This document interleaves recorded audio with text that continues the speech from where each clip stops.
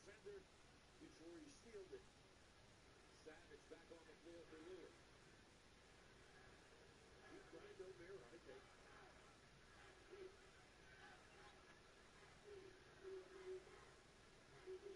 50-49 Xavier.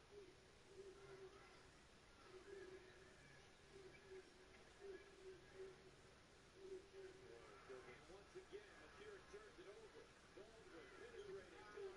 How about the way he turned his shoulder and finished it?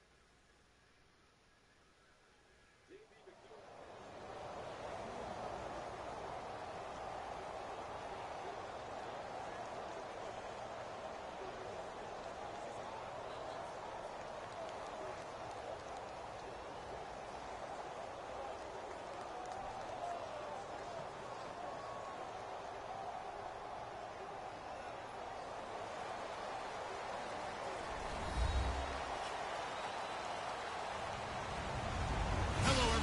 I'm Larry Ridley, and this is the NFL on EA Sports. Anticipation is mounting for today's game, and we've got two quarterbacks looking to make an impact. It's Ryan's Falcons going up against Wilson Seahawks. With that, let's get you up to Seattle. We're standing by are our commentators, Brandon Guyton and Charles Davis. With the beautiful Puget Sound just to our west, you get a look inside CenturyLink Field here in Seattle. Today, we've got a good NFC matchup on tap between the Atlanta Falcons and the Seattle Seahawks. This fielded at the 2. And he'll take this up past the 20 and down at the 22-yard line.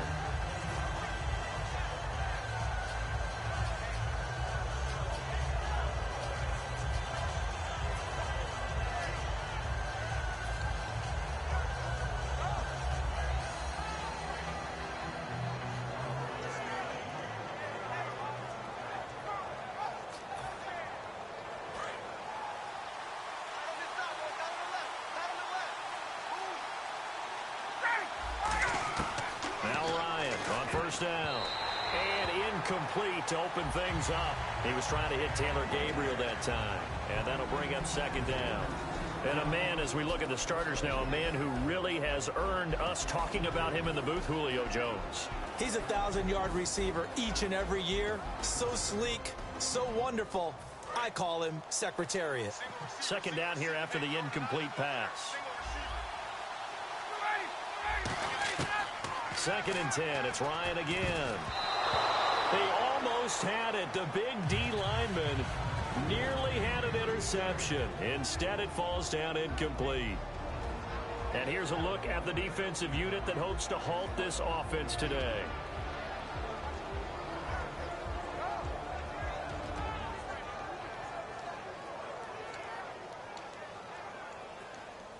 So now an early 3rd and 10 here on their opening drive. On 3rd down, Ryan. Pressure comes. He's taken down by the Seahawk defense. Atama Rubin coming in to drop him for a loss of 8, and it'll be 4th down.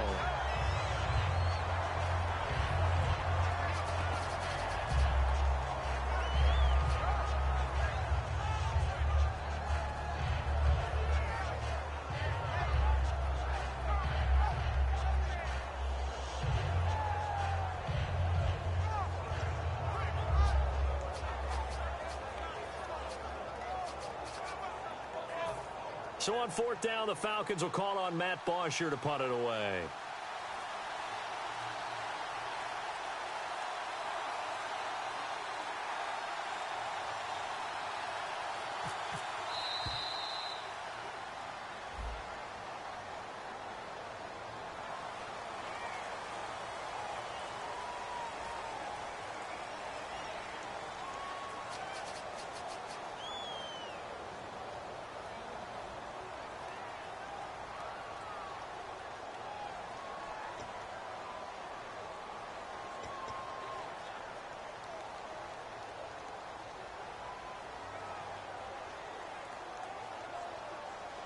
Here's Matt Bosher now, as his first punt will come from inside his own end zone.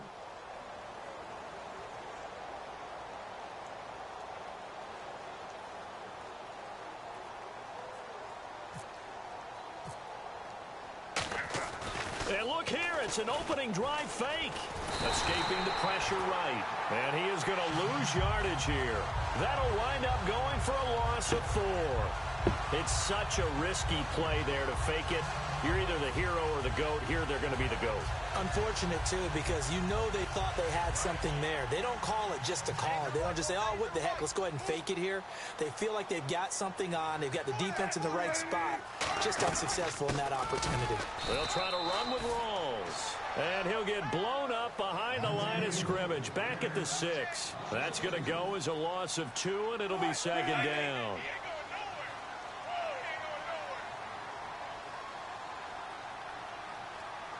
In motion right, Baldwin. Second down, goal to go from the 6. Again, it's Rawls. He gets him a little bit closer. He takes it from the 6 inside the 5 to the 4. And this O-line, it is the lifeblood of the offense. They established the tone. Mean, nasty, physical. They can't wait to get after people. That allows the rest of the offense to feel confident.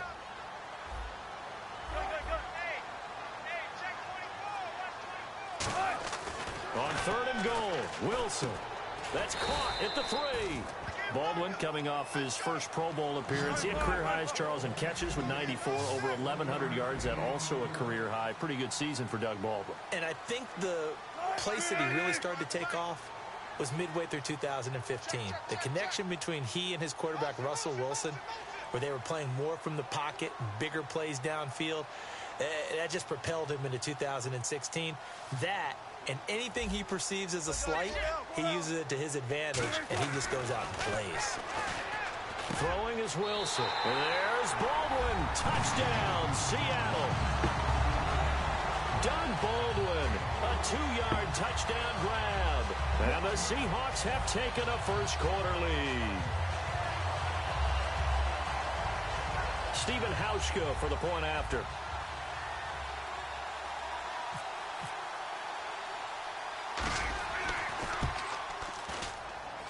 And this will give the Seahawks a 7-0 lead.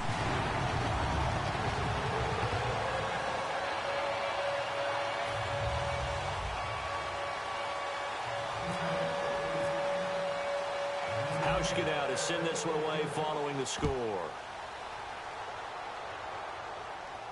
Here's Eric Weems now on the return.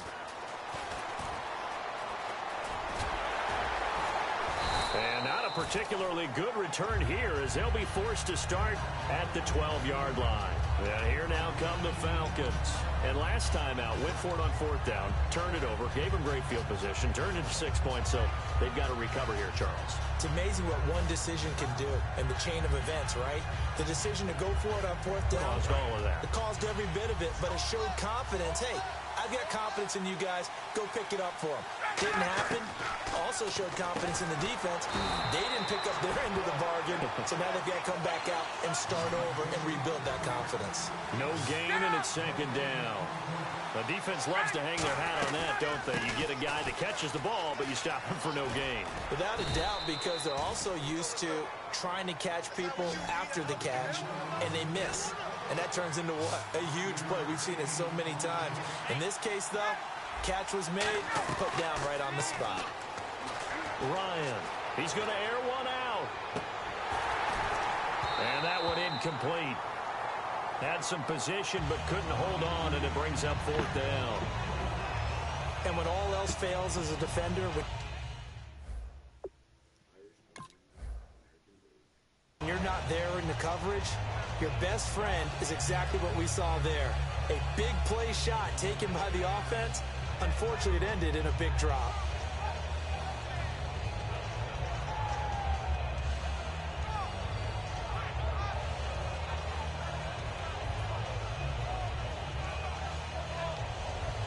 No move to get the offense off the field. They're going on 4th and 5.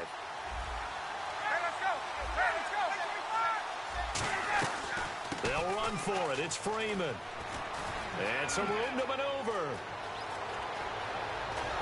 And all the way down to the 40-yard line. What a decision to go for it on 4th from their own territory, and it pays off. 42 yards.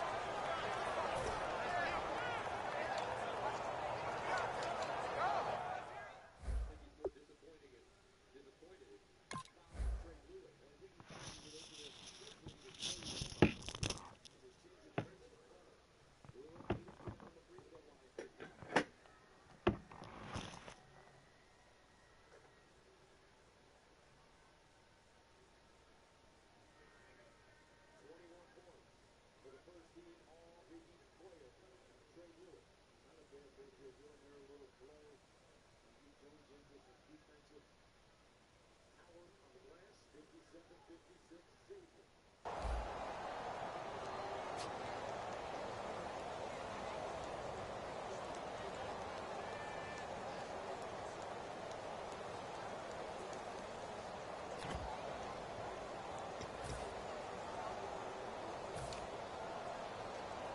So the run moves the chains, and here we go on first down.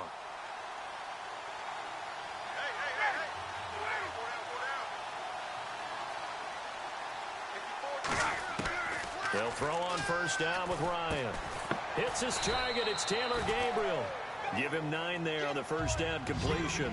And when you're playing a quarterback with some experience and some moxie, you enter the danger zone when you decide to blitz him, because if he's able to diagnose as he did on that play, he can hurt you downfield. He reads defenses so well, doesn't he? He really does, and the best part about that play for him, I don't think that was his primary target. I don't think so either. I think he had the read, figured out where the blitz was coming from, and went to a secondary target for a really nice gain.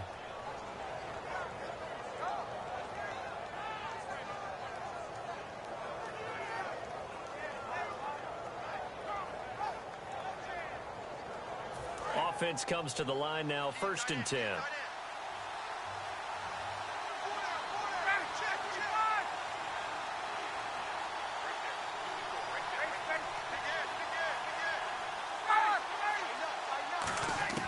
On first down, Ryan.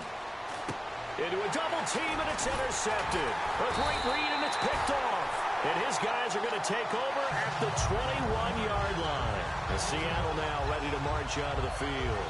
And they will simply, Charles, be looking to duplicate what they did last drive when they were able to push it in for 6. And they hope it'll be that easy, right? To be able to take exactly what happened before, replicate it. They may have to make a few additional changes along the way, because I'm sure the defense will make some adjustments, but they've got to have great confidence having scored the last time out. After the interception, here's Wilson. And this is caught. It's Jimmy Graham. And he's brought down, getting this one up to about the 35. You know, Charles, for Graham, so much concern early in the season about whether he'd be ready to play this year, what would happen recovering from the tendon. Not only was he ready, he played every game this season for Seattle. And it wasn't just the injury concern with Jimmy Graham. It's how Seattle runs their offense. Remember, when he was in New Orleans, he could expect a ton of passes to come his way. But in Seattle, that number was going to be reduced.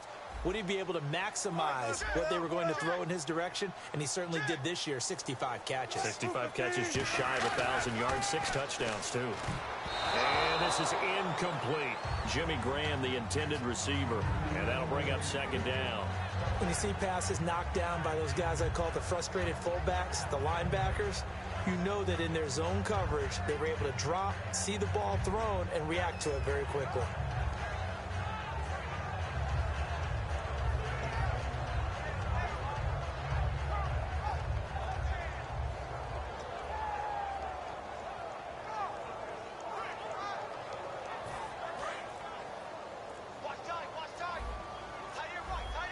They come up in an empty set. 4 wide receivers, 1 tight end. Here's Wilson to throw. They'll lock it with a grab over the middle. 8 yards on the completion, but now they face 3rd down. One thing I can say pretty safely, that route is not called if you don't have a guy who can throw the ball and put some mustard on it. Because if you're going to lollipop it in the middle of the field, bad things usually happen. It takes a strong-arm guy who can rifle it in there, and they were able to successfully complete that one. Alongside my broadcast partner, Charles Davis, Brandon Gaudin hits the Seahawks with a football to begin quarter number 2. They're up against a 3rd and 2 to start things out.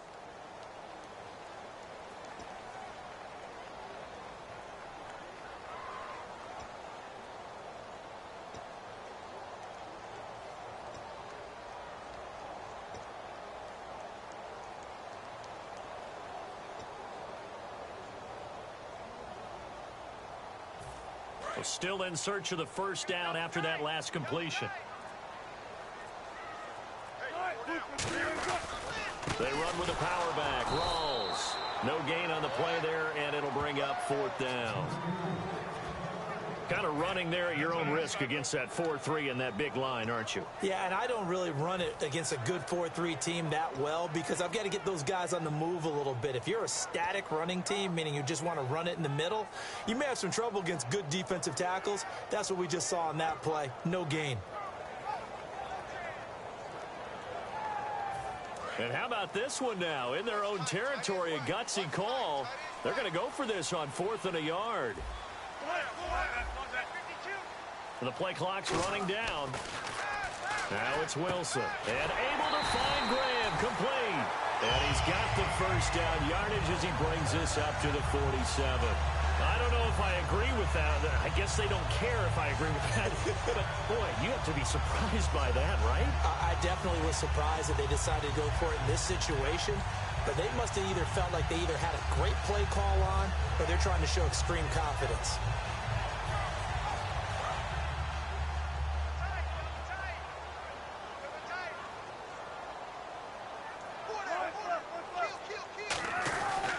First down, this is Rawls. And he is met at the line of scrimmage, and he goes down right there. It's a loss of a yard there, and now 2nd down. And frankly, Brandon, we're talking about things I'm not sure we ever thought we'd talk about in the NFL, and a lot of that is the speed at the linebacker position. A lot of these guys in college, they were safeties. They moved them up to outside linebacker to combat the spread offenses, and now we're seeing it in the NFL. Those same guys using their speed to make plays in the backfield, similar to that one. A little bit of ground to make up for the offense as they face a 2nd and 11. They'll need to get the... And with the play clock reading 4, we're going to get a timeout. They'll have 2 remaining as we step aside here in this 2nd quarter.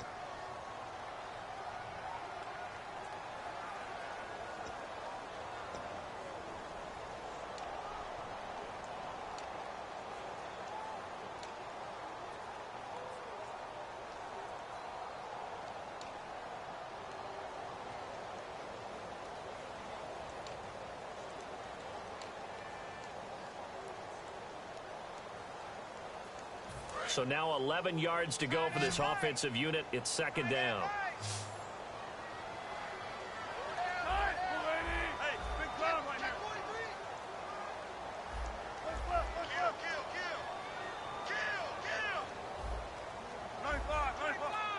And the back goes into motion. Play clock winding down. Now Wilson. And left side here, it's Graham. That throw good for only a couple. It brings up 3rd down. Now play number 7 of this drive, but it's a tough 3rd and 9. Got to give credit where it's due. Really nice defense on that play. The pitch and catch was successful, but not any run after it. The slot man in motion right.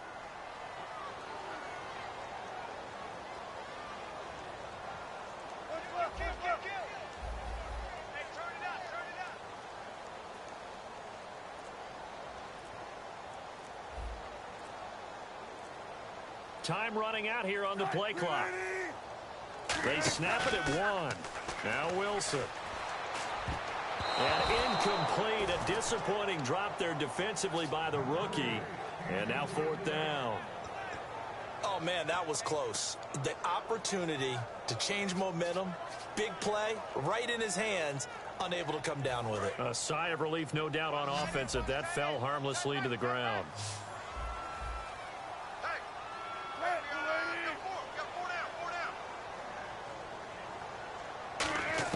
They'll indeed go for it with Wilson. Surveying the field. And Graham's got it over the middle. And he's taken down at the 43, but not before picking up the first. And that's what you've got your tough little slot receiver for, isn't it? Right there, those 4th down conversions in the middle of the field. He knows that's where he has to make his living, and that's where he has to make plays to help his team. And no one is asking him to do anything more or less than do exactly what we saw there.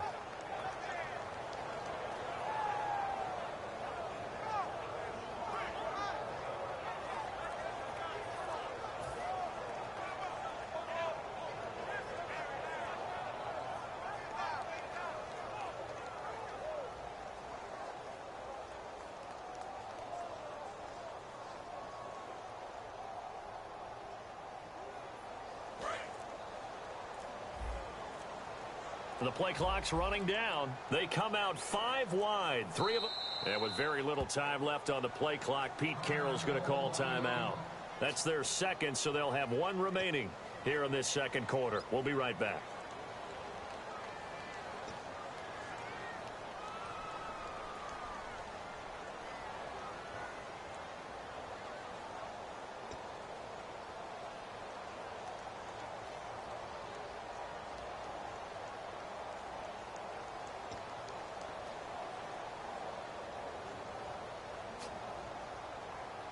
So the offense has it 1st and 10.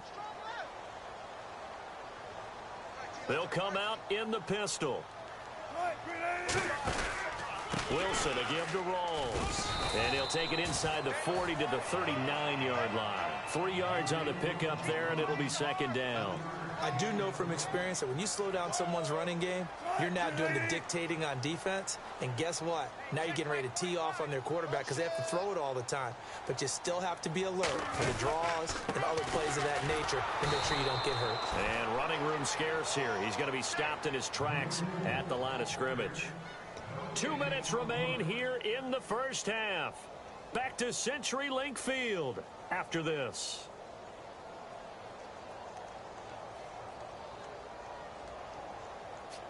The line to gain is the 33 on 3rd down.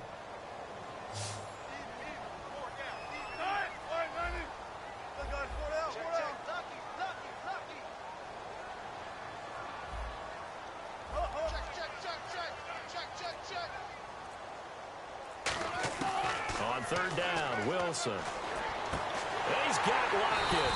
And he gets this one all the way down inside the 20-yard line. And fits the exact right word. Over the middle, there's almost always traffic. So anytime you're a receiver in that area, you're not just focused on catching the football. You're wondering where the collision's going to come from, right? Because there's almost always someone there able to...